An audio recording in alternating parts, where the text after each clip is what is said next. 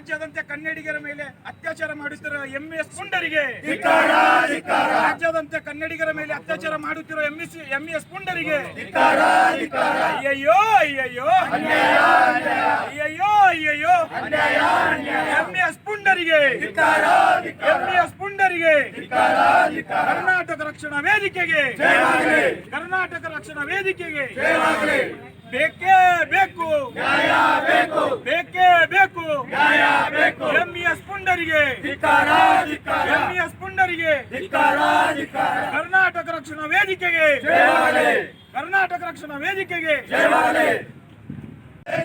ಕರ್ನಾಟಕ ರಕ್ಷಣಾ ವೇದಿಕೆಗೆ, ಕರ್ನಾಟಕ ರಕ್ಷಣಾ ವೇದಿಕೆಗೆ ಬೇಕೇ ಬೇಕು, ಎಂಎಸ್ ಸಂಘಟನೆಗೆ, ಎಂಎಸ್ ಸಂಘಟನೆಗೆ ಬೇಕೇ ಬೇಕು, ನ್ಯಾಯ ಬೇಕು.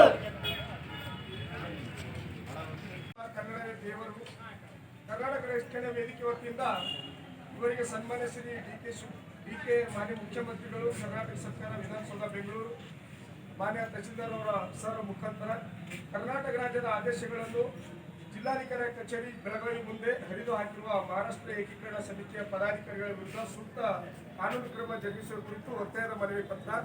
ಮಾನ್ಯರೇ, ಮೇಲ್ಕಂಡ ವಿಷಯಕ್ಕೆ ಸಂಬಂಧಿಸಿದಂತೆ ಕರ್ನಾಟಕ ರಕ್ಷಣಾ ವೇದಿಕೆ ಪ್ರವೀಣ್ ಶೆಟ್ಟಿಯವರ ಬಣ್ಣ ಜಿಲ್ಲಾ ಸಮಿತಿ ಬೀದರ್ ವತಿಯಿಂದ ಈ ಒತ್ತಾಯದ ಮನವಿ ಪತ್ರ ಸಲ್ಲಿಸುವುದೇನೆಂದರೆ, ಮಹಾರಾಷ್ಟ್ರ ಏಕೀಕರಣ ಸಮಿತಿಯವರು ಮಹಾರಾಷ್ಟ್ರ ಗಡಿ ಭಾಗಗಳಲ್ಲಿರುವ ಬೀದರ್, ಬಾಲ್ಕಿ, ಔರಾದ್ ಹಾಗೂ ಬಸವ ಕಲ್ಯಾಣ್ ಹಾಗೂ ಬೆಳಗಾವಿ ಜಿಲ್ಲೆಯ ಕೆಲವು ಪ್ರದೇಶಗಳು ಮಹಾರಾಷ್ಟ್ರ ರಾಜ್ಯಕ್ಕೆ ಸೇರಿಸಿ ಸಂಯುಕ್ತ ಮಹಾರಾಷ್ಟ್ರ ಮಾಡುವ ಸಂಬಂಧ ದಿನಾಂಕ 22/6/2026ರಂದು ಬೆಳಗಾವಿ ಜಿಲ್ಲೆಯ ಕುಂದನಗರಿಯಲ್ಲಿ ಪ್ರತಿಭಟನೆ ನಡೆಸಿ ಕರ್ನಾಟಕ ಸರ್ಕಾರ ಹೊರಡಿಸಿರುವ ಆದೇಶಗಳನ್ನು ಹರಿದು ಹಾಕಿ ಪ್ರತಿಭಟನೆ ಮಾಡಿರುತ್ತಾರೆ. ಸದರಿ ಈ ಪ್ರತಿಭಟನೆಯ ಸಂವಿಧಾನಾತ್ಮಕವಾಗಿ ಕಾನೂನು ಬಾಹಿರವಾಗಿದ್ದು, ಮಹಾರಾಷ್ಟ್ರ ಏಕೀಕರಣ ಸಮಿತಿಯವರು ಕರ್ನಾಟಕ ರಾಜ್ಯಕ್ಕೆ ಸೇರಿದ ಗಡಿ ಪ್ರದೇಶಗಳನ್ನು ಮಹಾರಾಷ್ಟ್ರ ರಾಜ್ಯಕ್ಕೆ ಸೇರಿಸುವುದಾಗಿ ಪುಂಡಾಟಿಕೆ ಮಾಡಿ ರಾಜ್ಯದ ಜನರ ಶಾಂತಿಗೆ ಧಕ್ಕೆ ತರುವಂತೆ ಮಾಡಿರುತ್ತಾರೆ.